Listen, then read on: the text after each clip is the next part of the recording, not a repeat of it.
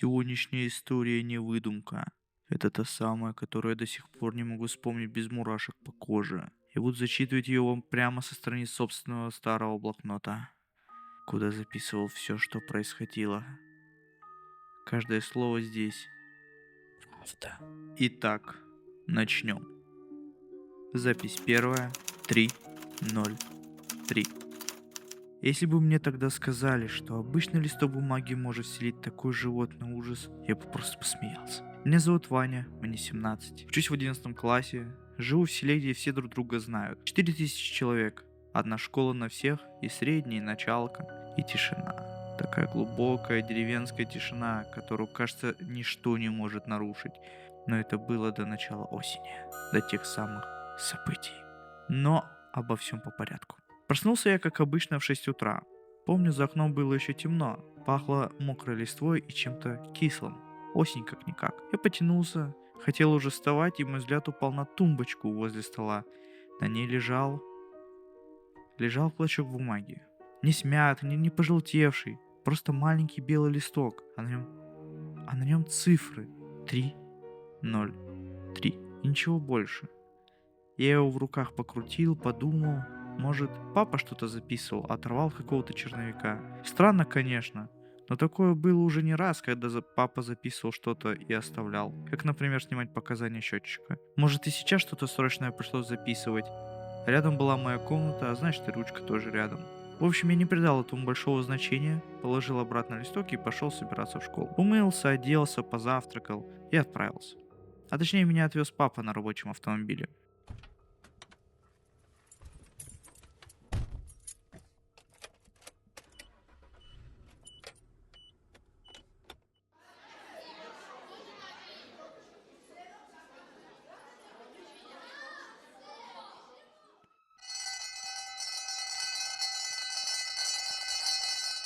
А в школе уже была не просто обычная атмосфера. Был страх. Плотный, осязаемый, как туман. Каждое утро у нас теперь были разговоры о важном. Это такой новодел, где нам должны рассказать про памятные даты, про патриотику и всему подобному. Но нам рассказывали о новых пропавших детях. Уже как 2 недели подряд, каждый день кто-то из детей не возвращается домой. Всех сразу отправляют в розыск, но находят немногих. А если и находят, у меня слов нет подходящих, чтобы описать то, что остается от этих бедных детей. Каждый раз вспоминаю, и у меня мурашки идут по коже. До такой степени все страшно и ужасно. Нам не хотели говорить о том, что оставалось от тех, кого находили, но человеческое любопытство часто преобладает над разумом. Так и в тот раз. В прошлый четверг я шел со школы, а мой путь домой ведет через бывший мини-парк или даже поляны небольшой. Но сейчас это просто заросшее место рядом с центральной улицей. Ну так вот, иду я со школы и вижу, стоит скорая, полиция и гражданские. Я слышу крики, женский плач, разговоры странные, непонятные сперва. Но я и решил обойти с другой стороны и посмотреть. Я прошел мимо автомобиля и завернул, а сам смотрел все это время в то заросшее место. Мне хватило всего несколько секунд, чтобы понять, что там было, и как мне стало плохо от этого вида. Там был найден второй ребенок. Но в каком он был состоянии? На нем не было живого места. Глубокие порезы, укусы, рваные раны. Я как увидел, мне так плохо никогда не было. Я парень крепкий. Довольно часто видел раны, кровь, переломы, как открытые и закрытые. Но все это не могло пошатнуть меня. А это просто куча человеческого мяса вперемешку с когтями и органами.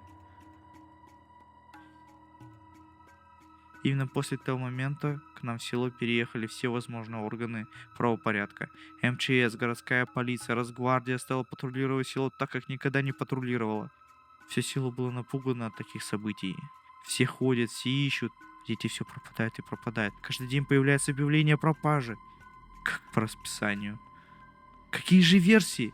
Так кто их знает? Правоохранительные органы говорили про маньяка, сравнивали с Чикатило, но этот куда хуже.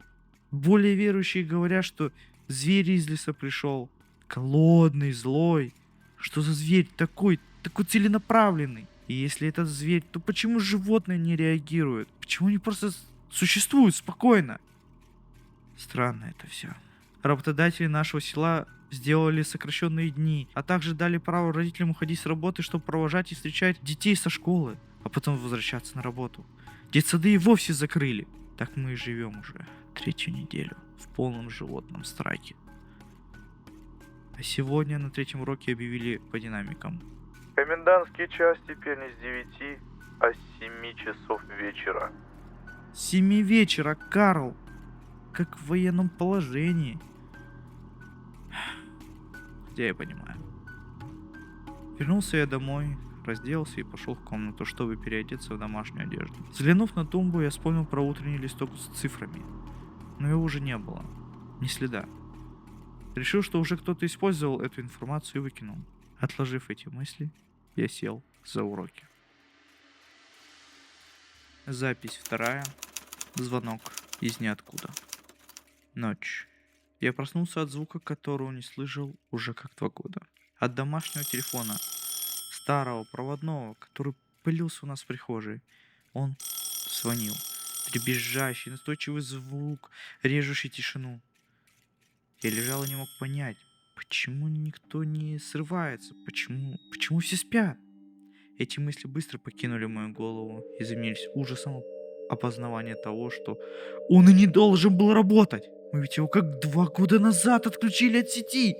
И он лежит на своем месте, чтобы полка не пустовала. И племянники игрались.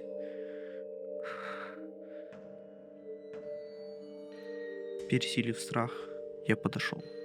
Поднял трубку. Алло? Успел я выдохнуть. В ответ тишина. Необычная, густая, бездонная. Потом послышалось шипение, как от старого приемника. И сквозь это шипение хриплый, будто проржавевший голос просипел всего лишь одно слово. 303. И тут же у меня в голове проявилась картина. Как будто я там оказался. Я видел нашу одноклассницу Катю. Она шла ночью в паре кварталов от моего дома. Это было не похоже на нее. Она всегда была тихоней класса и зубрилой, не любила лишний раз гулять, а тут еще и ночью, и в такой ситуации в селе. И вот она идет, а взгляд пустой, стеклянный, она будто под гипнозом. А сквозь кусты за ней двигалось что-то бледное, как луна. Это было лицо. Желтые, почти костяные зубы и глаза. На месте глаз были просто черные точки. Улыбка дьявола до ушей. Она мелькала в листве, двигалась неестественно быстро. Потом резкий бросок. Кисть с длинными пальцами впилась Кате в плечо, и ее резко затащили в кусты. Я вернулся в себя, ахнул и шатнулся от телефона. Трубка упала. Я был в прихожей. Сердце колотилось как сумасшедшее. Без раздумий на автомате я натянул штаны, куртку, ботинки на босую ногу и побежал туда. На то самое место, что было видение. И видение, похоже, было правдивым. Там было пятно. Темное, липкое, на утоптанной земле. Пахло кровью. Я стоял и трясся. Потом побежал домой, забился под одеяло и до утра не сомкнул глаз. Утром в школе объявили. Катя пропала. Нашли только пятно крови. Запись 3. Я и не я. Весь день я был в тумане. Я не мог ни о чем думать. Вернулся домой, пытался делать уроки, но в голове стоял тот хриплый шепот. Кое-как сделав уроки, слава богу, что на завтра было задано немного. Я поужинал, решил расслабиться и поиграть в компьютер. Но у меня не получалось. В голове только кадры прошлой ночи.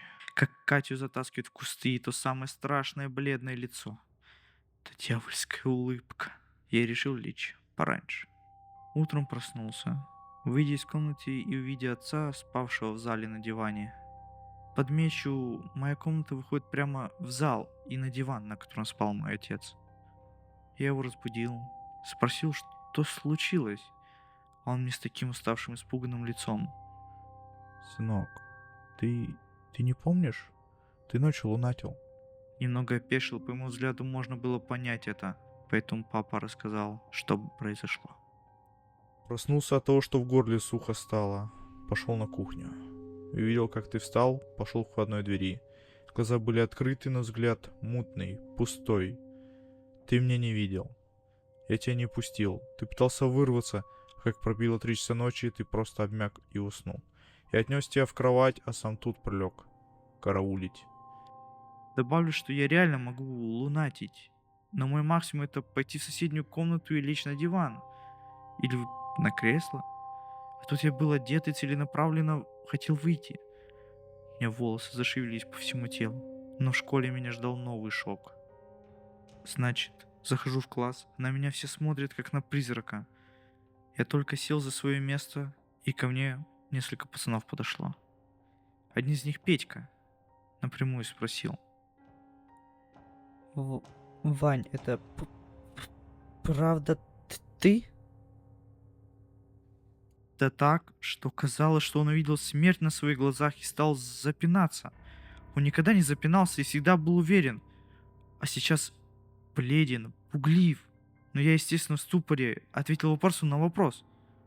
Я. А вы кого-то другого видите? И они выдали. А точнее Коля. Коля рассказал, что проснулся от звонка на стационарный телефон.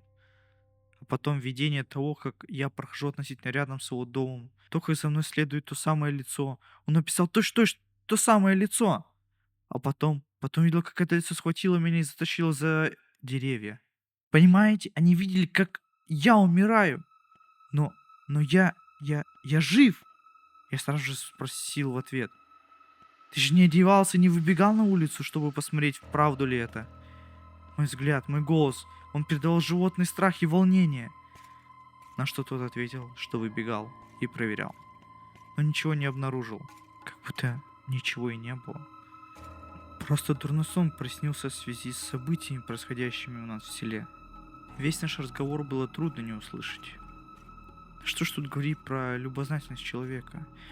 Но в течение дня одноклассники, в том числе и парни, которые с утра подошли ко мне, никто не поднимал больше эту тему. Даже отмечу, что сегодня не было рассказа о пропаже, что показалось довольно странным для многих.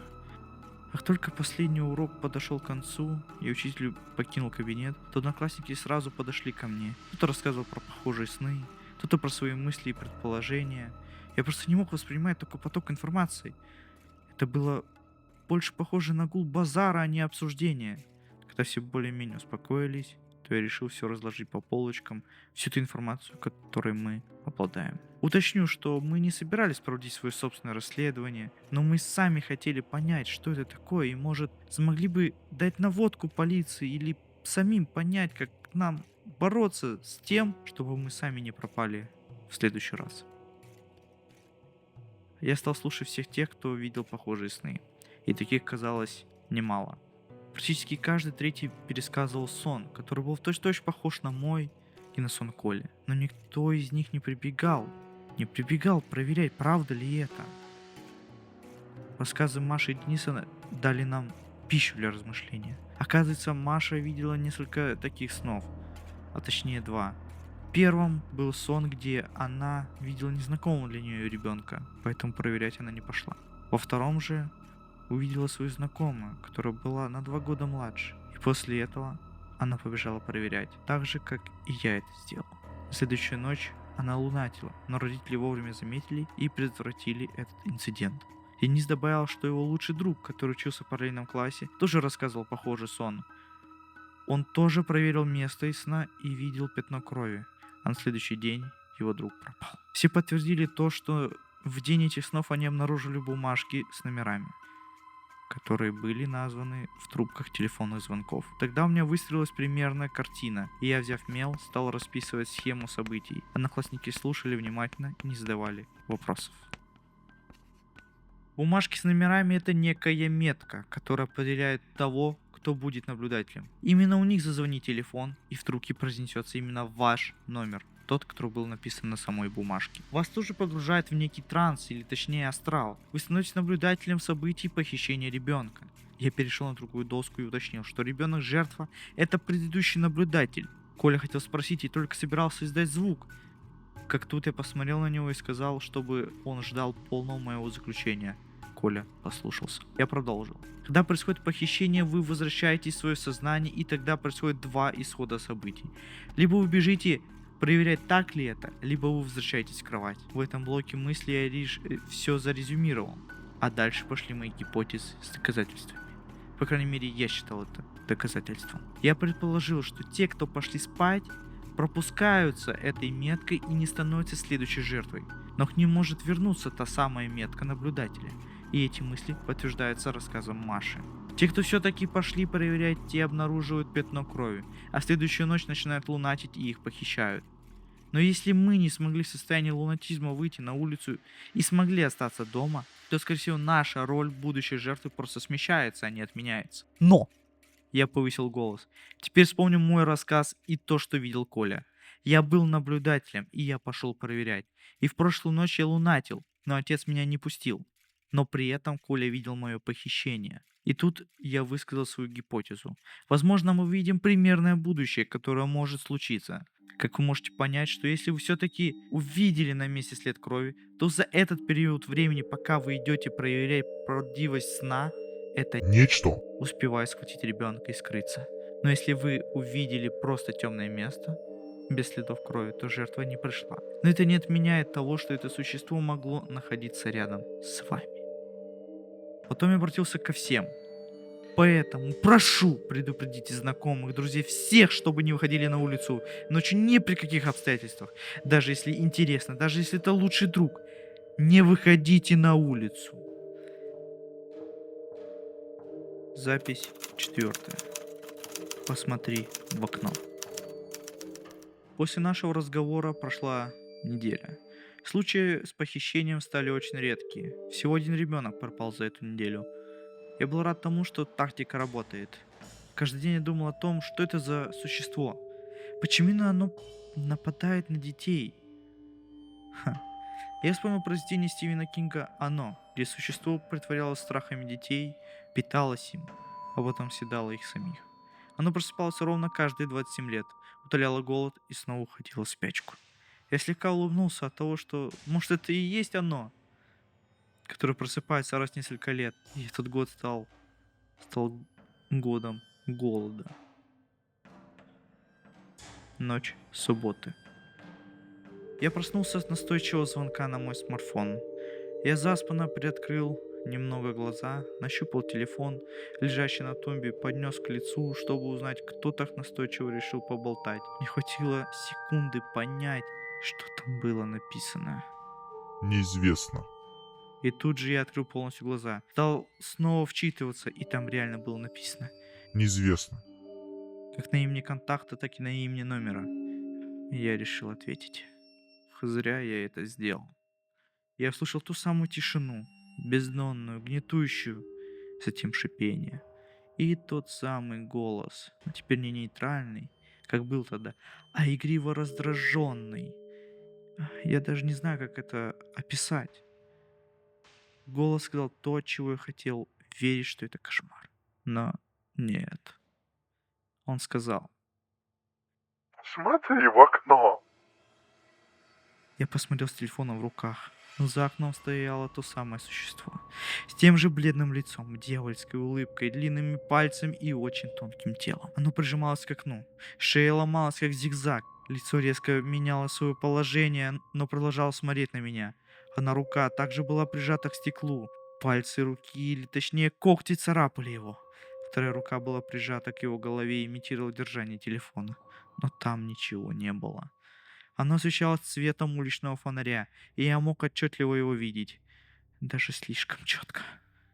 Страх окутал меня. Я не мог даже пискнуть. Я просто сидел на кровати и смотрел на это чудовище. Так наша гляделки продолжалось примерно с полминуты, но для меня в тот момент казалось, время остановилось. Потом оно заговорило. Его голос я слышал как будто всем телом.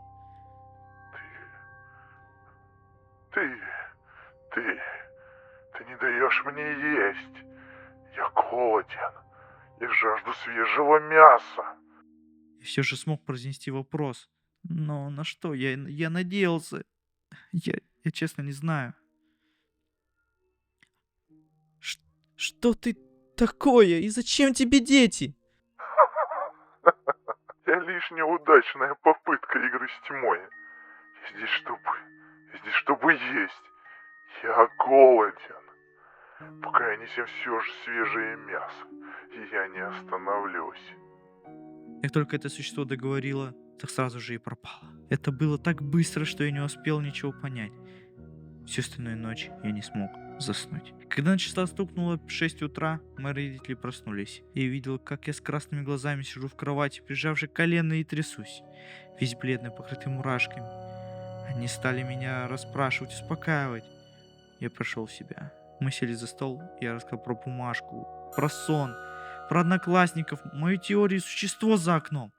Я знал, что родители не поверят мне. Но я видел их глаза. У них был такой же страх, как и у меня. Они боялись за меня, за семью. Было принято решение переехать. Запись 5. Год спустя. Куда же мы переехали? Сперва мы жили у бабушки в городе. Дом мы продали. Мы стали жить спокойно, ведь ничего такого, что было в селе, не происходило. Я спокойно окончил 11 класс, сдал экзамены, поступил в универ, стал работать и снимать квартиру. Я бы не стал писать все это, честно.